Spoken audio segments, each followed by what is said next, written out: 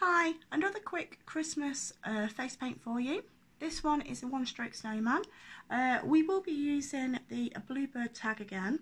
As I said earlier, having a good blue one-stroke will help you immensely this Christmas. And we will be using the 3/4 inch flat Natalie Davis brush, the gold tip. So we're going to take our paint and we're going to quickly just load this up now. And you know from my techniques what I do is we just submerge the brush and then we're just going to take the excess water off on the edge of the water pot there. Okay, let me show you with the glass so you can see a bit better. So I pop the brush in there and then we're just going to take that water off there. I don't tend to spritz my cakes. I tend to find if they are spritzed, I tend to find a lot of muddying happens, sometimes a bit of cracking. So this technique works very well for me. And what we're going to do is we want to pick up a lot more of this white than we do the blue. And we are going to go right up to the edge. We're going to 1, 2, 3, nice and firm, back up, 1, 2, 3. Eventually you will go backwards and forwards. It will become muscle memory, as we call it. But for the time being, if you are a little bit nervous about loading, I would just do 1, 2, 3, 1, 2, 3. Okay, we've got a good load on our brush there. As you can see, it's nearly 3/4 of the way, almost full, all the way up to the hilt, and we have got a clear definition of colours there, and that's what we want. What we're going to do, same sort of idea with the gingerbread man. We are going to have Mr. Snowman's head starting here and there. Okay, and we're going to have his head there.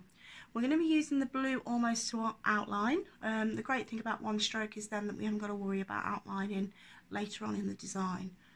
And we are going to take our brush and we're going to just create his head. Okay, and don't worry too much about being exact, and we're just going to take it down to the bridge of the nose there. Okay, just using a bit of the white so it's not as harsh. Okay, and then what I would do is I would get Natalie's mini kabuki brush and I would just blend that in there just to get rid of some of the harshness. Okay, there we go. And then what I do is, we've still got some paint on that brush, is just reactivate that very, very gently, popping the tips into the water, and then go back in and load our brush up again. So we've got nice, clear, defined colours again. Okay, not muddied. That's the key to a successful one stroke. And then we are going to give him one arm. Again, same idea to what we did with the gingerbread man. And then we're going to give him another arm here. So following that eyebrow. And then using our kabuki brush, we can just blend that into the eyebrows again, okay? And it just stops the harshness so much that we see. I see a lot of designs that sort of just stop at the top of the eyebrows, and I think just blending it in there, it just gives it a little bit of softness, especially with the smaller children. So we've got the outline of Mr. Snowman, and then what we're going to do is I am going to use, and this is going to be a bit of a sacrilege because I don't like putting black on my one stroke brushes, my big ones, but I will for you guys. So I'm going to use the 3/4 inch brush again, and I'm just going to load it with black, flat black even. If you wanted to and you've got a one stroke black that you wanted to use, you could do, that's not a problem. And what we're going to do is we're going to give Mr. Snowman a top hat. So one stroke, and just finish him off, that's it. And then if we take him to about there, that's it. And then using our brush this way, we can just cut and do it like that. Okay, obviously on the job, if you're doing about 10 of these, I would have one of these brushes purely for black, okay, or an older brush, whatever you feel. The great thing about Mr. Snowman here is that he could have a top hat, he could have a woolly hat, he could have a flat hat, he could have no hat. It's really up to you. And this is such a cute design then, because you've got siblings that all want the same one but they want it slightly different. This is one of the designs to think about then. Okay, so what I'm going to do is I'm going to use my number 3 round from Natalie's collection again. So this nice round brush here. I do love this, it's such a gorgeous point there. I'm going to pick up a little bit of orange and we're going to give him a little carrot nose. Now there is a technique to this that I'm going to show you.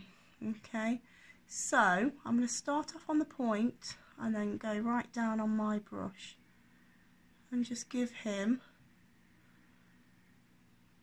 his carrot nose. It's a lot harder painting into the camera than the mirror, I must admit.